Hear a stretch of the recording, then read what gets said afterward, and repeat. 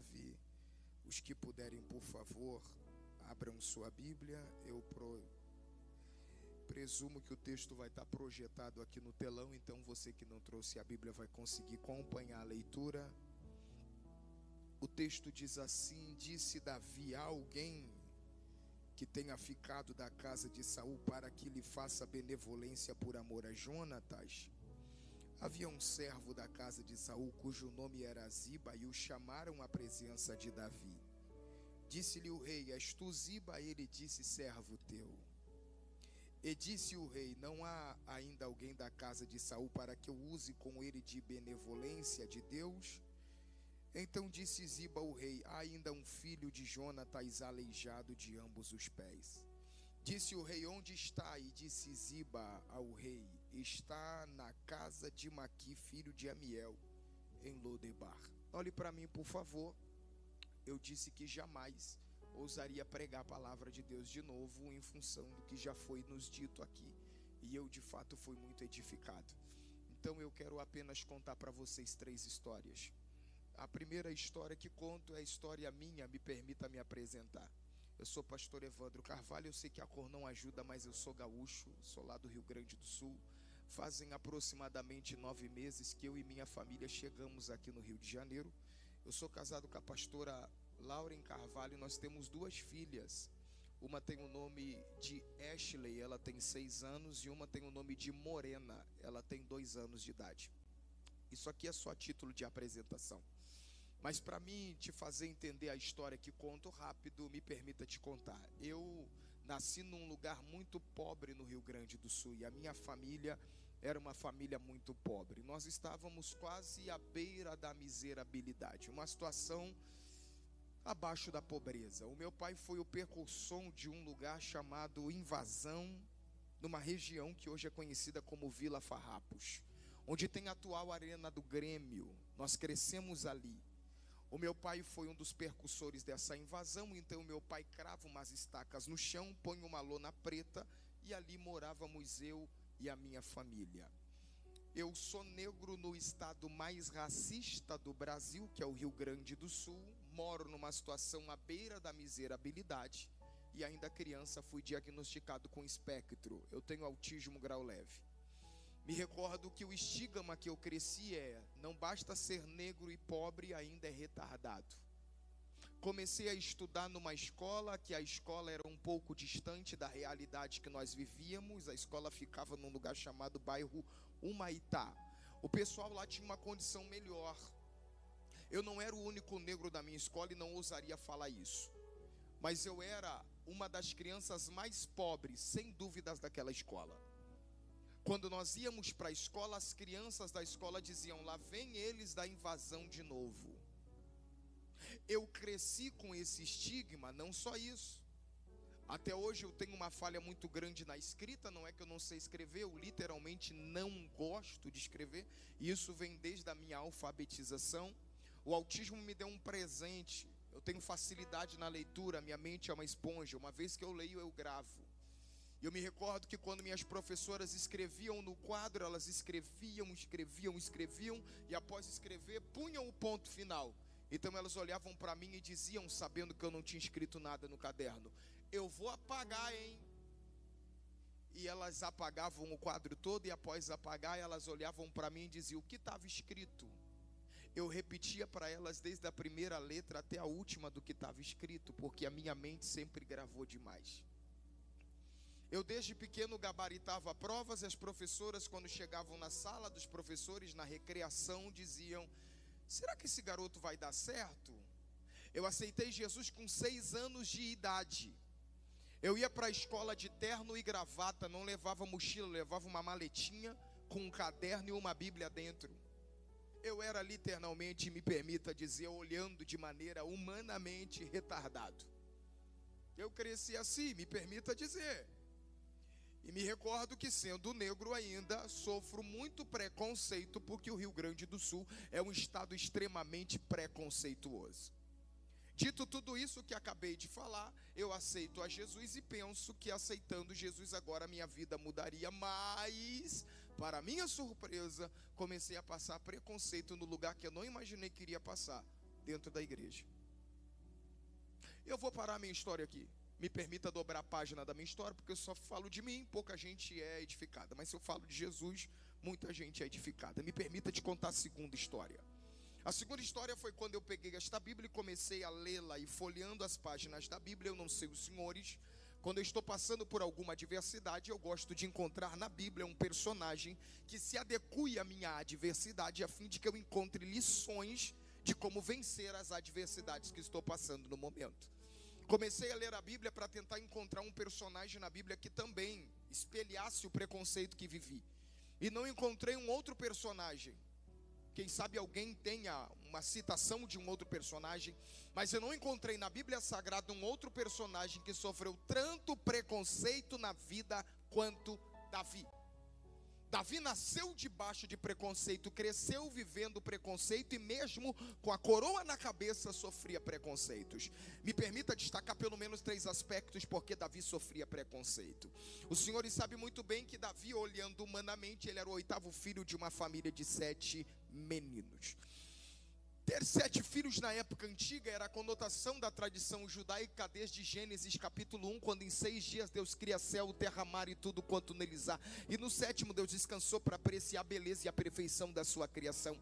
Os judeus que são muito dogmáticos vão dizer que o homem que tem o número 7 de filhos varões dentro de casa é um homem que a sorte sorriu para ele, porque Deus lhe deu uma família perfeita. Família perfeita porque ele tem 7 filhos e o número 7 por eles é considerado o número perfeito para as coisas criadas.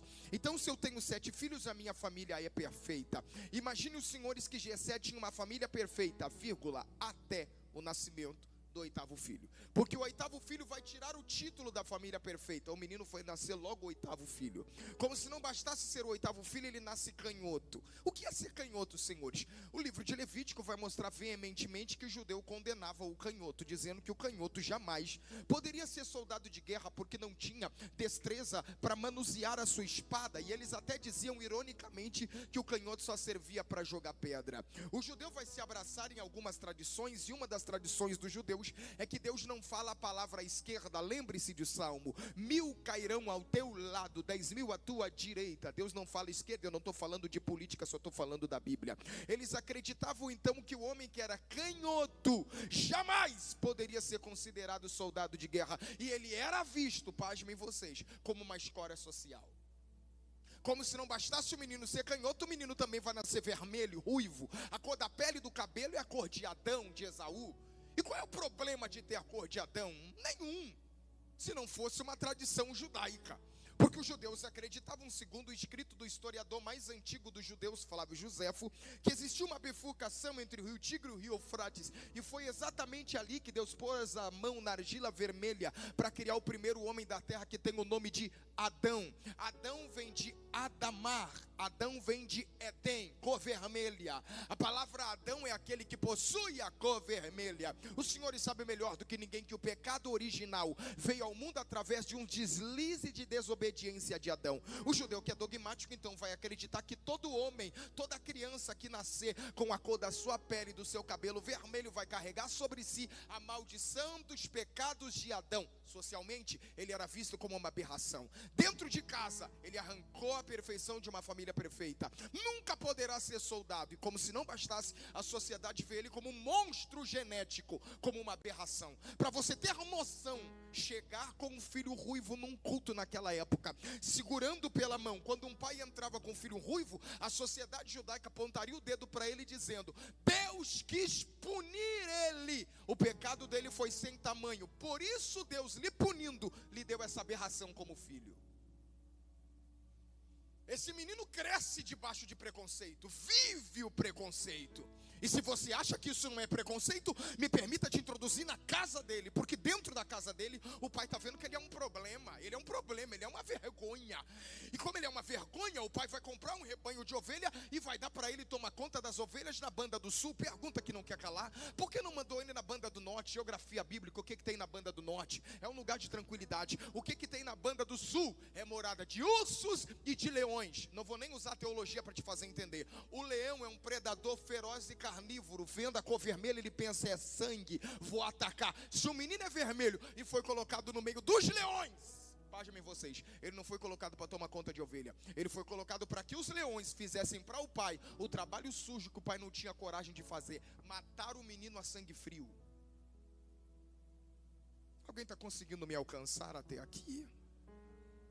O menino cresce com todo esse estigma, até o dia que o pai lhe dá um saco de pão e um saco de queijo e diz para ele: vai até a batalha, vê como está a guerra e traga para mim notícias. O menino vai à batalha e quando ele está chegando na batalha, ele ouve uma voz de um cidadão gritando: tem algum homem aí para lutar comigo? Aí ele pergunta: não tem ninguém aqui não? Quem é esse circunciso para afrontar o exército do Deus vivo? Você conhece a história. O texto vai dizer que Davi pergunta: o que dará o rei e o homem que vencer este filisteu? Aí vão dizer o seguinte para ele: não vai mais pagar imposto à família dele, ele vai morar na casa do rei e o rei vai dar filha para ele casar. Ele diz: essa batalha vale a pena. Eu aprendo com Davi que tem guerra que não vale a pena, mas em batalha que vale a pena você precisa entrar de cabeça. Ele diz: essa guerra vale a pena, então eu vou entrar. A Bíblia diz que ele vai até Saul. Saul está há 40 dias esperando alguém se dispor a enfrentar o filisteu. Ninguém se dispunha. O dia que Davi se dispôs a enfrentar o filisteu é o momento de ele ser celebrado, e ele não é celebrado. O texto diz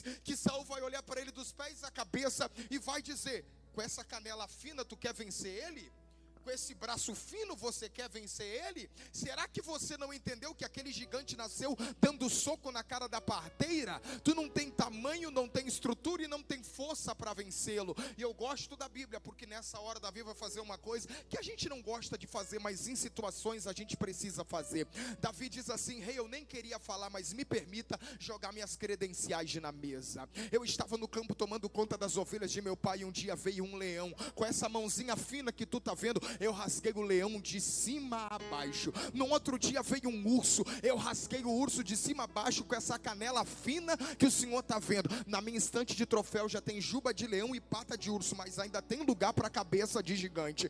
Eu gostaria que você me alcançasse, que existem momentos na nossa vida que as pessoas não vão crer no poder que Deus estabeleceu sobre sua vida, mas nessa hora, quando as pessoas não crerem na indumentária que você veste, lembre, você ainda tem história, você tem currículo. Joga o teu currículo na mesa, e se ainda assim eles não acreditar, mostre para ele o que você não mostra para ninguém. É o momento que Davi se dispôs da capa de pastor e diz assim: tá vendo esse arranhão aqui? Isso aqui é unha de leão. Tá vendo esse rasgo aqui? Isso aqui é perna de urso. Porque quando eles duvidar da tua história, eles vão ter que lidar com as tuas marcas.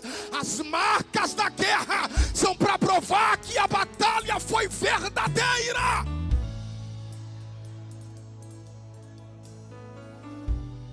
Glória a Deus. Ele vai à batalha e o texto diz que indo à batalha, agora o filisteu vai olhar para ele de forma preconceituosa. O filisteu vai dizer: 40 dias eu estou pedindo um homem e vocês mandaram esse garoto com um pedaço de pau e pedra.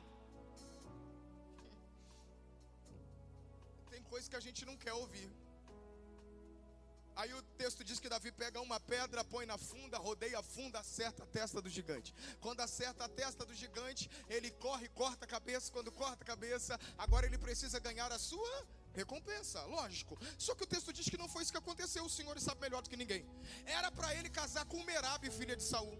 Saul deu Merabe a um príncipe e disse para ele: a outra que tem, o preço é mais alto. Porque antigamente para casar tinha que pagar um preço altíssimo. Ele diz: o preço é mais alto. A Mical é mais bonita, e pela Mical eu quero daqui a um mês, sem prepúcio de filisteu. Quando Saul foi dormir na mesma noite, Davi trouxe 200 que ele arrancou com a mão. Sabe por que isso?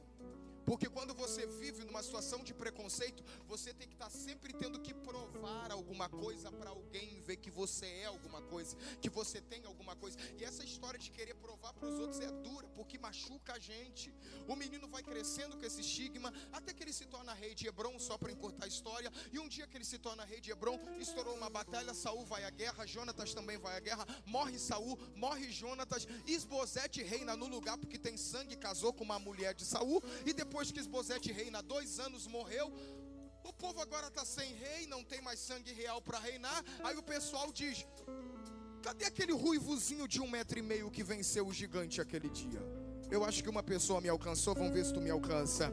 Ele não precisou fazer o momento dele, ele estava escrevendo uma história. E o mesmo povo que um dia preconceituosamente olhou para ele, humilhou ele, pisou ele, feriu ele, agora está dizendo: cadê aquele ruivozinho para vir reinar sobre nós? Eu gosto do Deus da Bíblia, porque o Deus da Bíblia tem esses relâmpagos de misericórdia. Ele olha para mim, olha para você e diz: fica tranquilo, deixa te humilhar, deixa te pisar, porque quando a honra chegar, a mesma boca que te amaldiçoou vai ter que te abençoar. A mesma mão que te derrubou será usada para te levantar. Traz o ruivozinho de volta. Ele vem. E aqui eu estou chegando na minha terceira história. Me permita dobrar a página da segunda história aqui e já começar a contar a terceira. No dia que Davi se torna rei. Alguém está me alcançando? Diga amém. Quando Davi se torna rei agora, como rei ele tem um problema nas mãos, porque ele pode reinar ou em Gibeá de Saul ou em Manaim. Qual o problema? Em Gibeá quem reinou foi Saul, em Manaim quem reinou foi Isbosete. E Davi entende que ele está com um problema. Se eu reinar lá, vão pensar que eu sou daquele partido. Se eu reinar aqui, vão pensar que eu sou deste partido. Então eu não vou reinar lá nem aqui, eu vou reinar no meio. Só tem um problema. O que tem no meio? Uma fortaleza impenetrável chamada Jebus. O que é Jebus? A terra dos Jebuseus. A terra dos Jebuseus é uma cidade fortificada. E ela não era só uma cidade fortificada, ela cresceu em cima das próprias ruínas. Quando alguém vinha e destruía, ela não tirava o monturo para reconstruir. Em cima dos monturos ela reconstruía. Quando alguém destruía, em cima dos monturos ela reconstruía. Quando alguém destruía, em cima dos monturos ela reconstruía. E ela foi reconstruindo, que se tornou uma fortaleza impenetrável. Ninguém conseguia entrar lá. Saul tentou, não conseguiu. Josué tentou, não conseguiu. Samuel tentou, não conseguiu. Aí Deus olhou para Davi e disse: Davi, a prova mais viva que fui eu que te coloquei no trono é que eu vou te entregar o que todo mundo tentou, mas ninguém conseguiu. O que? A fortaleza de Jebus. Nesse episódio, por favor, mantenha os seus olhos comigo em um texto bíblico. Eu espero que você esteja com a sua Bíblia aberta. Eu só estou te contando uma história da Bíblia.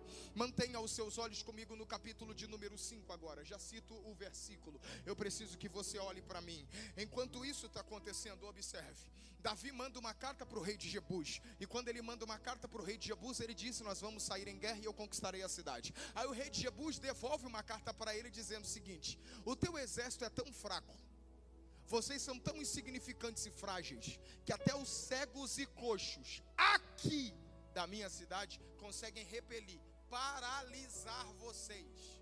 Nesse dia, Davi nutriu um ódio, uma raiva, uma mágoa tão grande de dois grupos de pessoas. E eu só quero de verdade que você leia comigo, porque tem coisa que eu só acredito porque está na Bíblia. Se puder projetar para mim, perfeito. Se não, segundo livro do profeta Samuel, capítulo de número 5, verso de número 6. Observe o que está escrito. E partiu o rei com os seus homens a Jerusalém, que é a terra de Jebus, contra os jebuseus que habitavam naquela terra. E falaram a Davi dizendo: não entrará aqui, pois os coxos e os cegos te repelirão. Querendo dizer, Davi não entrará aqui. Verso 7, porém Davi tomou a fortaleza de Sião, esta é a cidade de Davi. Verso 8, porque Davi disse naquele dia: qualquer que ferir os jebuseus, suba o canal e fira os coxos e cegos, que a alma de Davi, o que está escrito aí? Odeia, aborrece a mesma coisa. Olhe para mim, deixa o texto projetado na tela, para que você entenda algo. Davi nutriu uma raiva, uma mágoa, uma ira de dois grupos de pessoas. Quem? Cegos e coxos. A história vai dizer que quando Davi via na rua um cego ou um coxo, ele cuspia no chão, dizendo: eu não gosto dessa gente.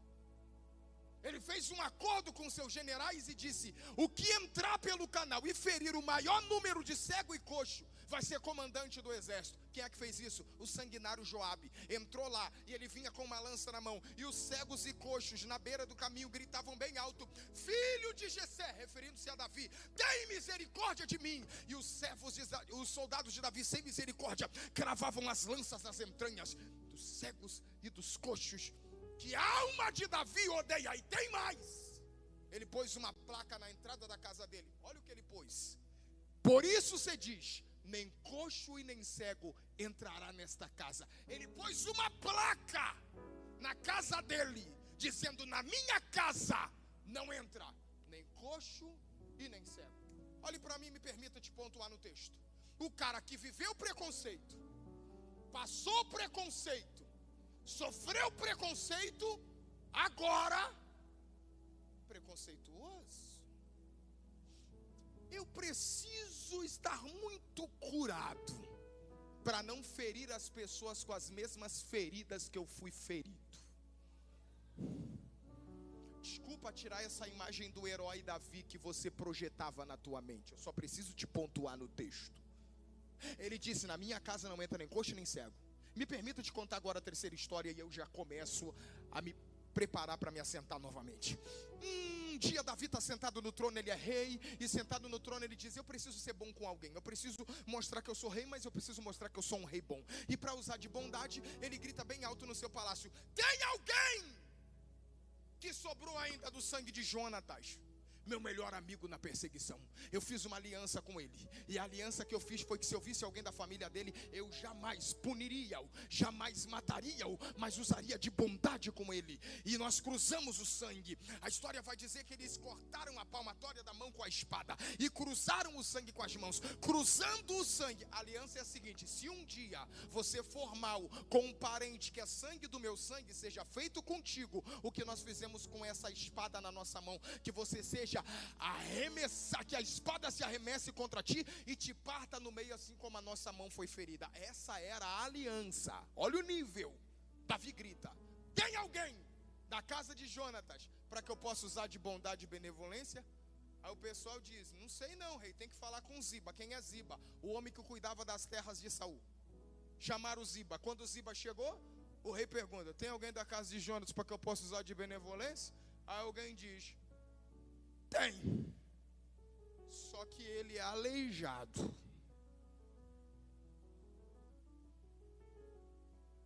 Posso contar a terceira história agora? Antes de contar a terceira história, deixa eu te falar: toma muito cuidado com teus preconceitos, porque Deus é especialista em colocar teu preconceito sentado na tua mesa. Eu acho que tu não entendeu. Se não entendeu, disfarça, tá? Vou te contar a terceira história. O melhor amigo de Davi na perseguição, o nome dele era Jonatas. Jonatas um dia teve um filho. E quando ele teve um filho, ele projetou nesse filho um futuro real para ele. Afinal de contas, ele tem sangue real. Se Jonatas é o príncipe, um dia vai ser rei. Se ele ser rei, o filho dele será o próximo príncipe para se tornar rei. Ele tem sangue real. Quando Jonatas vê o menino nascer, dá um nome para ele. Qual era o nome do menino? Qual era o nome do menino, gente? Alguém pode projetar para mim de novo um texto? Primeiro livro de Crônicas, capítulo de número 8, verso de número 34. Primeiro livro de Crônicas, capítulo 8, verso de número 34. Vamos ver o nome que Jonatas deu ao menino. E daqui para frente eu prometo que eu só faço algumas aplicações e você me alcança. Tá lá. Primeiro de Crônicas, capítulo 8, verso 34 diz: e o filho de Jonatas foi Meribe-Baal, e Meribe-Baal gerou a Mica. Se você ler depois 2 Samuel capítulo 9 verso 12, você vai ver que o filho de Mefibosete era Mica, mas o nome dele de nascimento não era Mefibosete. O nome dele de nascimento era Meribe-Baal. O que significa o nome Meribe-Baal? Vamos trabalhar um pouquinho de etimologia para nos fazer pensar um pouco aqui essa noite. A palavra, o nome, a expressão Meribe-Baal tem no mínimo 3 significados. Primeiro significado, herói contra Baal. Segundo significado, aquele que vai destruir Baal. Terceiro significado, aquele que é aceito por Deus. Vamos tirar os dois primeiro, vamos ficar com o último. Quando o pai viu o menino nascer, falou: esse menino que está nascendo será aceito por Deus. Primeiro aniversário é aceito por Deus. Segundo aniversário, aceito por Deus. Terceiro aniversário, aceito por Deus. Quarto aniversário, aceito por Deus. Quinto aniversário, aceito por Deus. Até que no quinto aniversário dele, capítulo 4 de 2 Samuel. Você pode projetar para mim de novo? Capítulo de número 4 e o verso de número 4 de 2 Samuel. Olha o que está escrito. Vamos ver a história de como o nome dele se tornou Mefibosete. Está lá. Jonatas, filho de Saul, tinha um filho aleijado de ambos os pés, e ele era da idade idade de 5 anos, quando as novas de que Saul e Jonatas vieram a Jezreel, e a sua ama o tomou e fugiu. E sucedeu que, apressando ela em fugir, ele caiu e ficou coxo. O seu nome era Mefibosete. A expressão era que tornou-se. Me permita te colocar no texto agora, e eu prometo, já estou fechando a Bíblia para aplicar no teu coração isso aqui. Um menino era aceito por Deus, Merib e Baal. A ama ficou sabendo que Saul morreu, ficou sabendo que Jonatas morreu. Ela precisa proteger o último da linha de sucessão real. Quem era? Merib e Baal. Ela pega o menino no ato de protegê-lo. Para proteger ele, ela sabe que quem vai vir atrás dele vai vir procurando quem? Aquele que é aceito por Deus, Merib e Baal. Ela pega o menino e vai correr. Provavelmente nas escadas do palácio ela tropeça. O peso do corpo dela em cima do menino faz a coluna dele atrofiar os 2 pés. Eu tenho uma filha de 6 anos de idade, a Ashley. A Ashley, ela é uma paçoquinha. Às vezes a Ashley está correndo em casa e ela cai, dá um estrondo na casa. A gente vai correndo e quando a gente chega perto dela, ela está de pé dizendo: não foi nada, está tudo bem. A minha filha cai toda hora, mas nenhuma queda deixou ela aleijada. Observe que uma criança normal caindo sozinha não fica aleijada. Como é que esse menino caiu aleijado? Provavelmente, porque o texto vai dizer que quem caiu foi a ama. Então ela está caindo com o menino no colo, tropeça, o peso do corpo dela, um sobrepeso, cai com o menino e o menino fica aleijado dos pés. Logo, o que eu estou querendo projetar na tua cabeça é que a queda não foi dele, a queda foi provocada por alguém. E o nome dele agora precisa mudar, porque quem quer matar Merib e Baal. Então era muito normal o judeu, no momento de uma fuga, mudar o seu nome. O nome dela era Radassa, mas para morar na Pérsia, Mardoqueu diz: diga que é Esther. O nome dele é Daniel, mas quando chega na Babilônia, o nome é Belsassar. Era normal o judeu mudar de nome. Então ela diz: vamos mudar o nome. Você não é mais Merib e Baal, o teu nome agora é Mefibosete. Mefibosete é a junção de 2 palavras, Mefi e Bosete. Mefi significa estado, Bosete, vergonha. Vê se tu me alcança. O menino que era aceito por Deus, por uma queda que não é dele, está num estado de vergonha. Vão pegar esse menino e vão dizer: vamos protegê-lo. Ela lembra de uma aldeia longínqua chamada Lodebar. E ela diz: eu vou deixar ele lá em Lodebar, porque lá ninguém vai procurar ele. Lodebar é junção de 2 palavras. Lo no hebraico é não. Debar é palavra, pasto ou comida. Logo a expressão Lodebar pode ser: não tem pasto, não tem comida, não tem palavra. Vamos tirar pasto e comida, vamos ficar com palavra. O menino que era aceito por Deus por uma queda que não foi dele, está num estado de vergonha numa terra de silêncio. Quando ele chega em Lodebar, o camarada que recebe ele tem o nome de Maquir. A palavra Maquir tem 3 significados: comprado, vendido e condenado. Vamos tirar comprado e vendido e vamos ficar com condenado. Ele era aceito por Deus por uma queda que não é dele, está no estado de vergonha, numa terra de silêncio e na casa de um condenado. Como se não bastasse, o rei que está sentado no trono, meu Deus do céu, um dia grita: tem alguém da casa de Jonatas para que eu possa ser bom com ele? Aí alguém já falou: fala com Ziba. O nome Ziba tem 2 significados: barreira ou estátua. Vamos tirar a estátua e vamos ficar com barreira. Era aceito por Deus por uma queda que não é dele, está num estado de vergonha, numa terra de silêncio, na casa do condenado, e tem uma barreira entre ele e o rei. Como se ainda não bastasse, esse rei tem uma placa na entrada da casa dizendo: na minha casa não entra coxo. Era aceito por Deus por uma queda que não é dele, está num estado de vergonha, numa terra de silêncio, na casa de um condenado. Tem uma barreira entre ele e o rei, e um decreto do rei dizendo: aqui ele não entra. Será que dá para mudar essa história? Vamos ver? Antes de tudo isso que eu acabei de te falar, tem uma aliança de sangue. Essa aliança de sangue foi feita por quem? Pelo filho de um rei. O filho de um rei disse: vamos fazer uma aliança aqui. E a aliança é essa: se tu vê alguém sangue do meu sangue, não interessa o estado, não interessa a idade, não interessa a cidade, não interessa como tá, eu estou dando acesso para ele pelo sangue. Eu estou dando acesso para ele pelo sangue. Se você não glorificou ainda, agora quem sabe tu glorifica. A história de Mefibosete é a minha história, é a tua história. Quando nós nascemos, éramos aceitos por Deus, mas por uma queda que não foi nossa, foi de Adão lá no jardim, entramos num estado de vergonha, fomos colocados numa terra de silêncio, onde Deus já não falava, na casa de um condenado. A casa que Adão foi colocado quando foi expulso, como se não bastasse, tem uma barreira entre nós e o rei, o pecado. Isaías diz que o pecado faz separação entre o homem e Deus. E como se não bastasse o pecado, tem um decreto desse Deus dizendo: todos pecaram e destituídos estão da minha glória. Mas graças a Deus que há 2025 anos atrás, alguém abriu os braços da cruz do Calvário e disse: ele não podia, não tinha moral, não tem nome, não tem casa, não tem jeito, não tem cheiro, mas pelo meu sangue ele pode voltar para casa, ele pode voltar para... Segure a mão de quem está do teu lado, por favor. Diga para ele: não é por você, é pelo sangue. Eu vou falar de novo isso aqui. Não é por você, é pelo sangue. E só para mim tomar meu assento, deixa eu dar uma surra em Satanás. Porque quando foram buscar Mefibosete, Mefibosete chegou. O rei olhou para ele e disse: Mefibosete. Ele levantou a cabeça e disse: quem sou eu para o senhor falar comigo? Eu só sou um cão morto. Davi vai interpelar a fala dele e vai dizer: a partir de hoje você vai sentar na minha mesa. Aonde? Na minha mesa. Aonde, gente? Na minha mesa. Agora deixa eu tentar te explicar. Sabe quem é que senta nessa mesa? O sacerdote top da época. O nome era Zadok. Sabe quem é que senta nessa mesa? O profetão da época, amigão de Davi, chamado Natã. Sabe quem é que senta nessa mesa? Um comandante condecorado chamado Joabe. Sabe quem é que senta nessa mesa? O Miss Universo da época, filho de Davi, chamado Absalão. E no meio de gente tão bonita, exuberante, importante, quem é que está chegando? Um coxo. Alguém olha para ele e diz assim: o que esse coxo está fazendo aí? Davi vem atrás e diz: coxo não, aqui ele é meu filho, aqui ele é...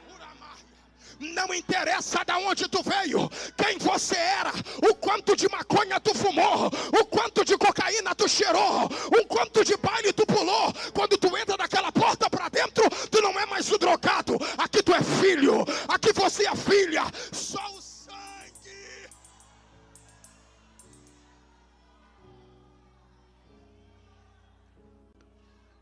Você pode ficar de pé comigo?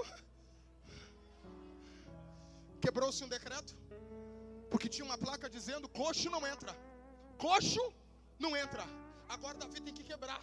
O coxo entra, só o sangue tem o poder de quebrar sentenças na sua vida.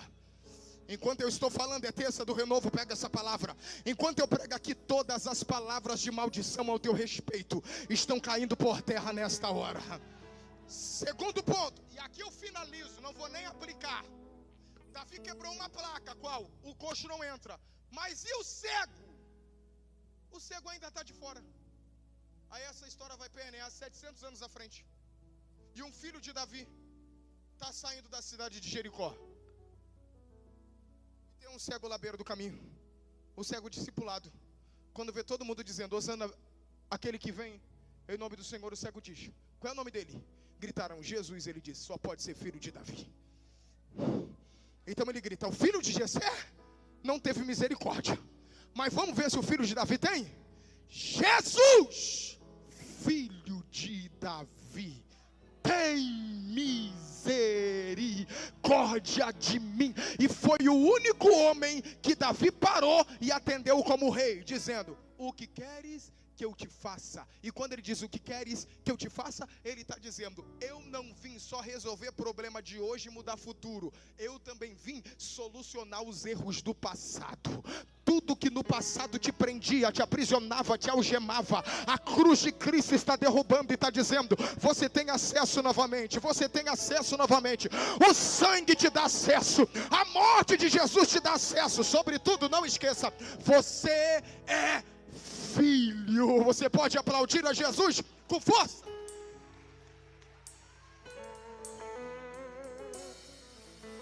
Bate palma mais forte aí. Isso.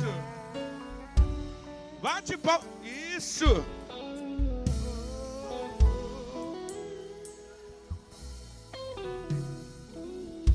Antes da cruz estava condenado. Preciso muito de você agora, Pedro. Padre que Deus me concedeu. ligada, já era. O quê? Regenerado.